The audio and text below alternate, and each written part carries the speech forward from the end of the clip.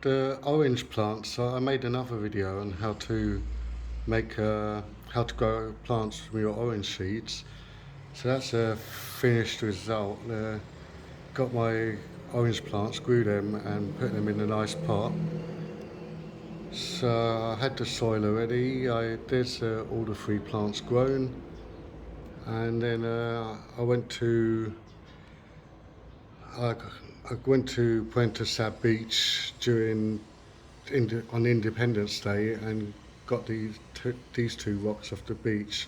A nice corner one, it's going to give it a nice rock garden kind of look, and then a nice kind of sculptured one I found with a hole in there. This wood found it in the road during the cyclone, and then my dad gave me the pot and the soil for Christmas. So a nice little garden there, which didn't cost anything at all.